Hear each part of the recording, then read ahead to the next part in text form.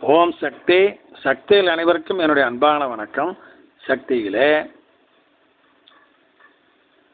அம்மா ஒரு முறை தன்னுடைய பாதுகாப்பு தொண்டரிடம் பல விஷயங்களை பேசுவார்கள். அது ஏதோ ஒரு ரகசியமான விஷயத்தை பேசியிருக்கிறாங்க. பேடி சொல்லாதேன்னு சொல்லியிருக்கிறாங்க. ஆனால் அந்த உளறுவாய் என்ன பண்ணி போட்டார், ஒரு பணக்கார நண்பரை பார்த்த உடனேயுமே பழமொழி உண்டு இல்லைங்களா, பணக்காரனை சுற்றி 10 பேர், பைத்தியத்தை சுற்றி 10 பேர். அந்த வகையில் இவர் அவர் கூட சேர்ந்துட்டு காப்பி டீ சாப்பிட்டுக்கிட்டு அம்மா சொன்னதெல்லாம் உளறி போட்டார்.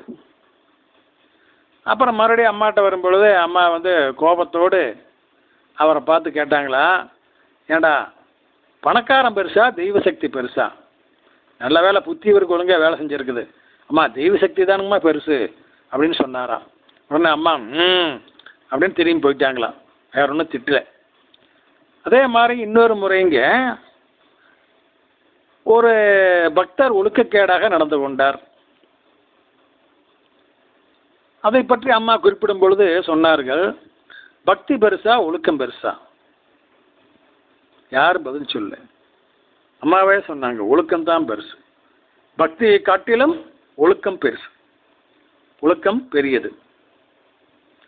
ஒழுக்கமில்லாத பக்தியால் எந்த பயனும் இல்லை. அம்மாட்ட பாஸ் மார்க் வாங்க முடியாது, ஃபெயில் மார்க்கு தான்.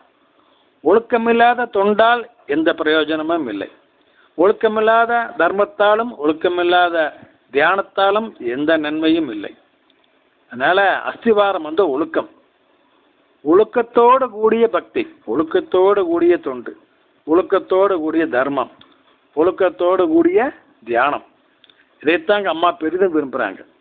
அதனால் சக்திகளை நம்ம சக்திகள் அனைவரும் ஒழுக்கத்தோடு இந்த விஷயங்களை எல்லாம் கடைப்பிடிக்கணும். சக்தியில் அப்படி நம்ம இருந்தோம் அப்படின்னா, இப்படி ஆமை ஜெயிக்குது இல்லைங்களா, முள்ள போனாலும் ஜெயிச்சிருது இல்லைங்களா. அந்த கதையில் முயலும் ஆமைங்கிற அந்த கதையிலைங்க முள்ள போனாலும் ஆமை ஜெயிச்சிருது. அந்த மாதிரிங்க நம்ம படிப்படியாக முன்னேறினாலும் கண்டிப்பாக நாம் இலக்கை அடைந்து விடலாம்.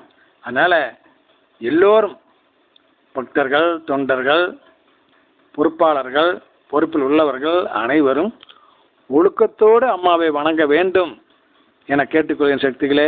ஓம் சக்தி.